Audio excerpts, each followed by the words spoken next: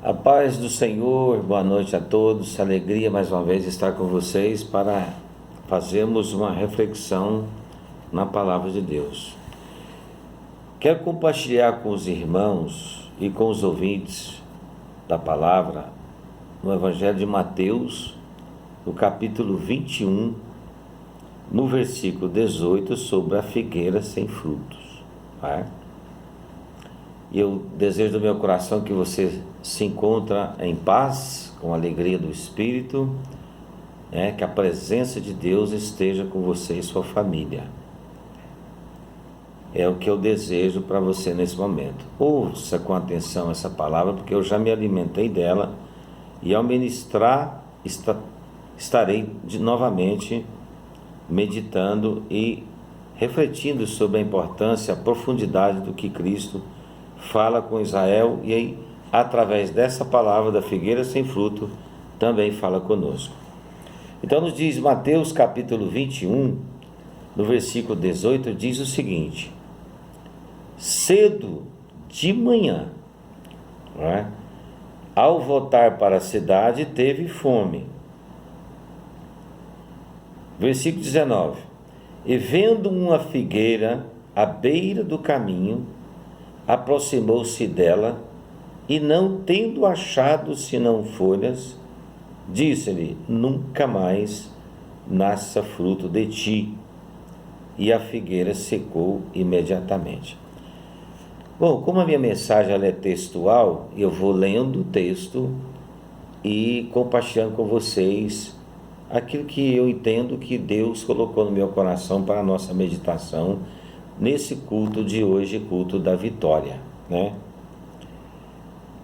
nos diz esse texto que, estudando e lendo aqui na Bíblia, tem os comentários, aqui diz assim, no versículo, a partir do 18, diz assim: aqui o incidente da figueira é narrado de uma só vez, segundo a figueira costumava produzir figos 2 vezes ao ano, sendo a primeira colheita feita em abril, e o incidente é uma ilustração dramática da maldição que cai sobre a hipocrisia, a aparência sem resultado, as folhas sem os frutos, que no caso da figueira viriam antes.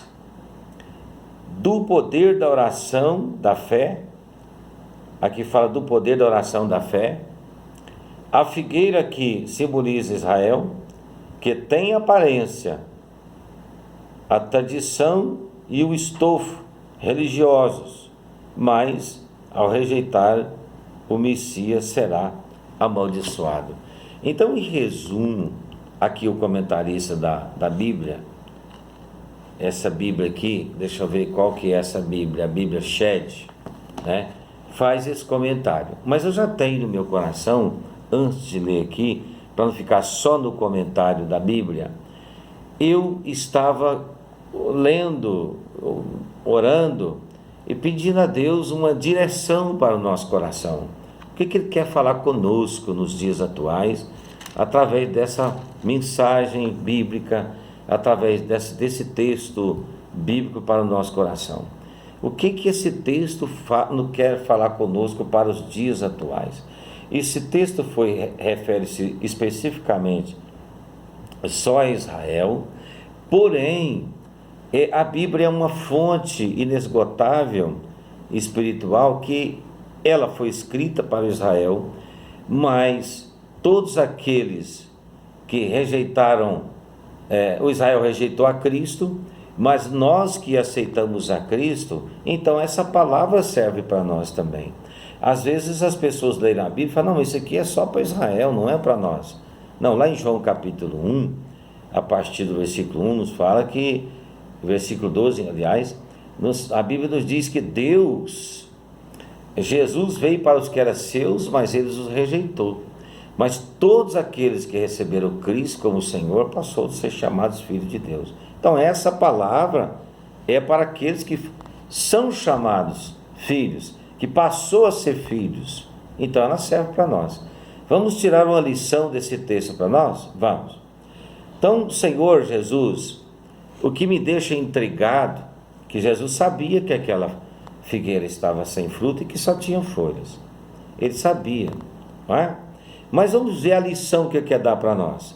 Uma grande lição, que nós temos que produzir fruto, que nós temos que ter fé na palavra de Jesus, não é? Então isso já fica claro aqui no texto. E vendo a figueira, outra coisa, à beira do caminho, como a figueira simboliza Israel, a figueira estava na beira do caminho. Então é claro que, como uma árvore, literalmente falando, ela não podia estar no meio da estrada. Mas por que Jesus menciona, o texto menciona beira do caminho?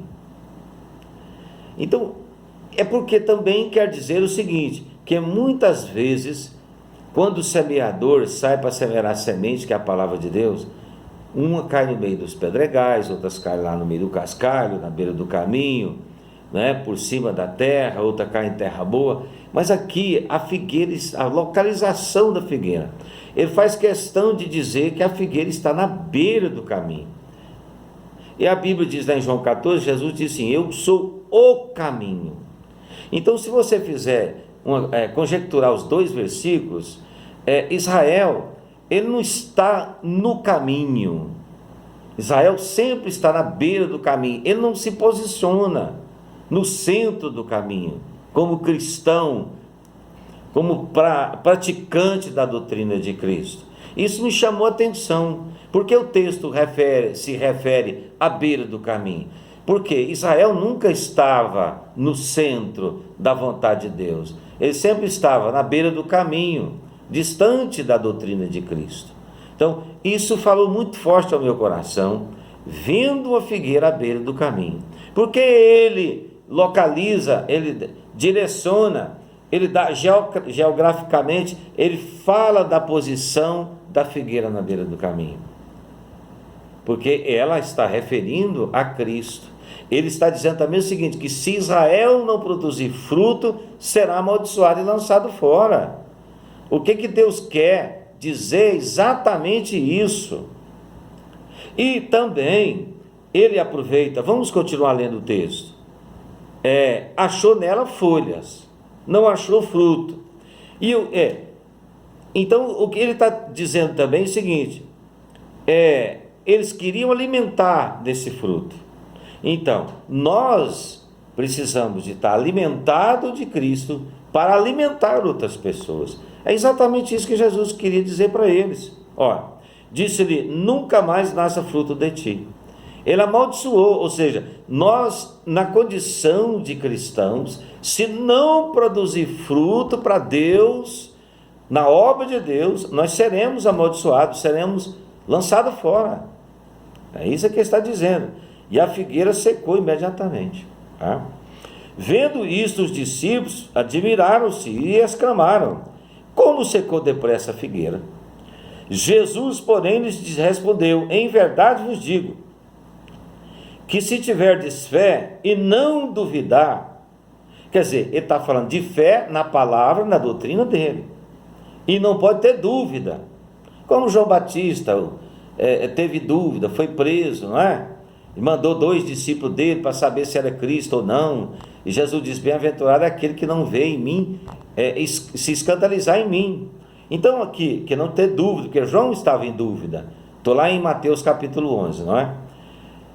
O João que foi preso, porque pregou a mensagem de arrependimento de pecado para o Herodes e para Herodia, e foi preso por causa dessa pregação, né, da pregação que ele tinha feito para eles. E ele teve dúvida, e Jesus disse, bem-aventurado é aquele que não se escandaliza com a minha palavra, com a minha doutrina, tá certo? Não somente fareis, prosseguindo a leitura do texto, não somente fareis o que foi feito à figueira. Então aqui ele dá uma lição, o estudo sobre essa figueira, que é muito profundo e o tempo não me permite entrar em detalhe. Eu só estou de forma rápida, pegando os principais pontos para nossa reflexão, mas é profundo a lição espiritual que Jesus dá para nós nesse texto. Mas ele está dizendo, não somente fareis o que foi feito à figueira, mas até mesmo, se a este monte disserdes, ergue-te e lança-te no mar, tal sucederá. Então, ao mesmo tempo que ele está amaldiçoando a figueira, mostrando para Israel que eles tinham que produzir frutos, também ele está nos ensinando a doutrina da fé na sua palavra, ou a fé na doutrina da sua palavra. Versículo 22, tudo quanto pedis em oração, crendo recebereis. Então eu vejo aqui uma lição da figueira, que se Israel não viesse a produzir seria amaldiçoado. As folhas da figueira também representam a aparência, religiosidade, a religião sem o poder de Deus. É triste, catastrófico, é de dar angústia e aflição no coração, ser religioso sem unção, ser religioso sem fé, ser religioso, aparência, mas sem unção, sem poder do Espírito. É terrível. E é exatamente isso que Jesus colocou no meu coração para a nossa reflexão no dia de hoje. Vamos terminar a leitura. Na verdade, o outro texto, que está em Marcos capítulo 11, diz assim, que é sequência, né, que se divide em duas partes. A figueira sem fruto, ela está registrada em Marcos capítulo 11, versículo 12. No dia seguinte, quando saíram de Betânia, teve fome. Então aqui o evangelista Marcos é mais detalhista. Vendo de longe uma figueira com folhas, tá? De longe dava para perceber a figueira com folhas. Foi ver se nela, porventura, acharia alguma coisa, algum fruto. Aproximando-se dela, nada achou senão folhas, porque não era tempo de figos. Outra coisa que me assusta é que por que Jesus amaldiçoou a figueira se não era tempo de frutos? Porque eu e você temos que produzir a tempo e fora de tempo. Em todo tempo nós temos que produzir fruto para Deus. É outra lição que eu aprendo, que Jesus é soberano sobre nós. Então essa lição aqui, esse texto de Marcos capítulo 11, revela a soberania de Deus. Ele amaldiçoa quem ele quer amaldiçoar e abençoa quem quer abençoar. Então isso aqui me assustou muito quando eu li. Aproximando-se dela, não achou senão folhas, porque não era tempo de figos. Então, na lógica, humanamente falando, cientificamente pensando, pensamento do agrônomo, de quem mais? O cara que mexe com plantação, na teoria, teoricamente, dentro da ciência, o cara vai questionar, mas não era tempo de frutos, para que ele amaldiçoou? É porque Jesus é soberano, e está dizendo o seguinte, vocês têm que produzir, inclusive fora de tempo, porque tem gente, não é tempo de pregar o evangelho. Peraí, meu irmão, é tempo, em todo tempo, é tempo de pregar o evangelho. Então ele aproveita e faz uma ilustração da figueira. Essa figueira tem só folha, ela não tem figo, e não é tempo dela produzir. E traz, fazendo a conjectura, e traz para Israel, que se eles não produzir fora de tempo, no tempo e fora de tempo, o evangelho tem que ser pregado em todo o tempo. É isso que ele está querendo dizer para nós. E eu entendi dessa forma. E é forte. Porque não era tempo de figos. Então, se não era tempo, para que Jesus amaldiçoou ela? Porque ele está dizendo para Israel o seguinte: com vocês vai ser diferente.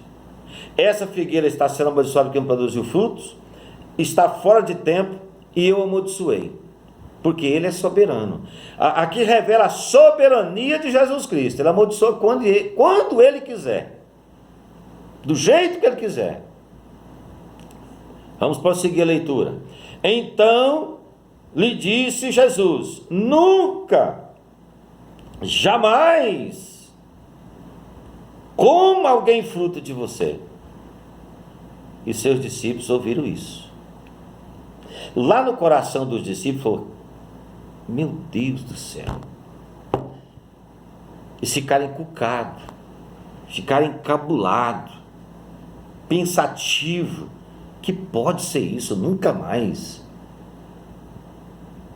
Então lhe disse Jesus: nunca mais coma alguém fruto de ti. E seus discípulos ouviram isso. Obviamente eles ficaram se perguntando: por que nunca mais? Por que Jesus não profetizou dizendo: você vai produzir fruto a partir de agora? Se ele já nos diz no texto, em alguns outros textos para nós, a quem nós abençoarmos será abençoado, e a quem nós amaldiçoar será amaldiçoado. E ele orienta que da boca do cristão não pode ser bênção e maldição. Então que vem o poder da oração da fé e a autoridade que Deus nos dá de orar para as pessoas improdutivas, para fazê-las produzir. Então aqui eu tenho vários pensamentos teológicos que a Bíblia me dá liberdade para raciocinar. O poder que ele dá para o crente. Lembra o que ele falou para Abraão? Aqueles que te amaldiçoar serão amaldiçoados. Aqueles que te abençoar serão abençoados. Então assim, nós temos o poder.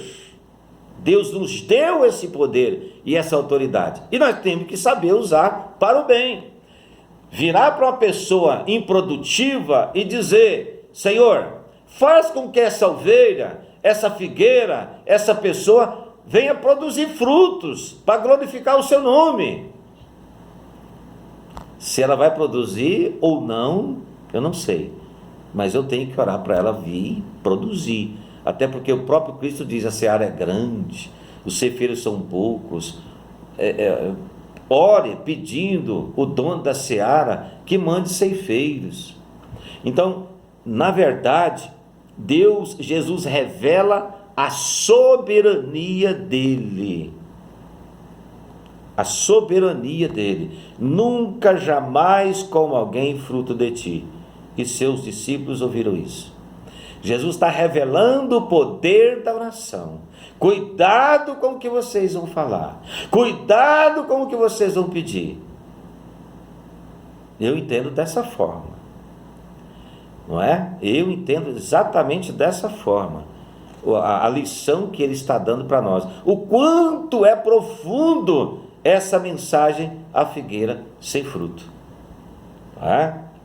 Ele disse que nunca mais ninguém ia comer, e certamente ninguém comeu. Então ele está nos dando uma lição: cuidado da maneira que vocês vão usar o poder que eu estou dando para vocês. Vamos dar uma caminhadinha para frente? Eu particularmente uso o poder da oração para produzir fruto, tá? Eu sei que tem gente que ora contrário, ora amaldiçoando pessoas, ou o que eu chamo isso também de oração de macumba, mas não é, paciência. Nós já tivemos um dia uma revista chamada Macumba Branca. É o crente que faz usa o poder da oração para prejudicar pessoas. A gente já viu isso, não é? Vamos lá, o poder da fé. Marcos capítulo 11, ainda do versículo 20. Aqui tem um comentário aqui embaixo. Vamos aqui. O poder da fé. E passando eles pela manhã, viram que a figueira secara desde a raiz. Havia secado desde a raiz. Então Pedro, lembrando-se, claro, da oração dele, falou: mestre, eis que a figueira que amaldiçoaste secou. Ao que Jesus lhe disse: tende fé em Deus. Lacambassuri canta lamanai. Tendes fé em Deus. Porque em verdade vos afirmo que se alguém disser a este monte, Porque em verdade vos digo que se alguém te disser a este monte, ele aponta para um monte lá, ergue-te e lança-te no mar, e não duvidar no seu coração, mas crer que se fará o que diz, assim será com ele. E eu preocupo muito com o poder da oração. A oração tem que ter propósito, direcionamento, porque pode ser uma bomba. Uma oração pode ser uma bomba. Agora, com qual objetivo, propósito que eu vou pedir para o monte mudar, sair lá de cima e cair lá dentro do mar? Não é verdade? Mas ele está dizendo, com qual propósito eu devo usar o poder da oração da fé? Um propósito para fazer o bem. Eu me lembro de um pastor amigo meu, que já está na glória com Deus, pastor Silas Felício.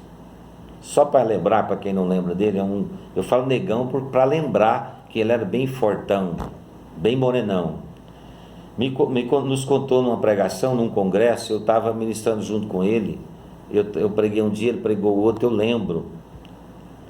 Eu me lembro dele, e ele morreu muito jovem ainda, de acidente.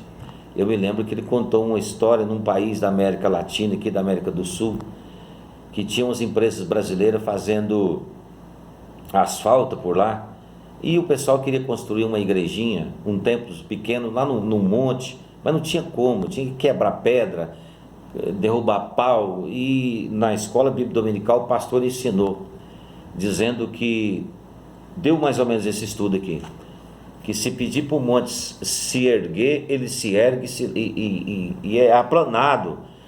E eu já vi um crente, o pessoal subiu com picareta, com machado, enxadão enfim, todas as ferramentarias para poder quebrar o monte e fazer uma congregação lá em cima.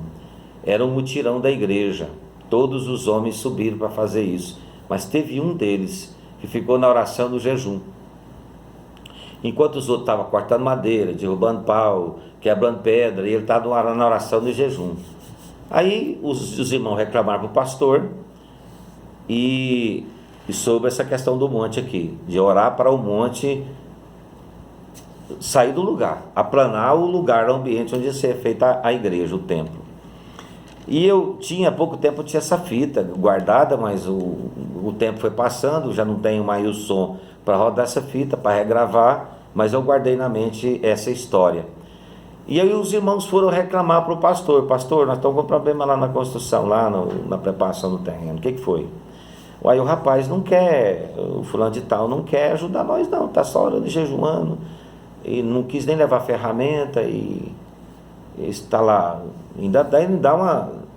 De qualquer maneira, pastor, ele está tipo assim, dizendo que nós não tem fé, que nós está fazendo no braço, na mão, e que o senhor ensinou aqui na igreja que tem que se orar o monte sai do lugar, e nós estamos cortando pau, quebrando pedra, e ele só está na oração, no jejum. O irmão, vou conversar com ele.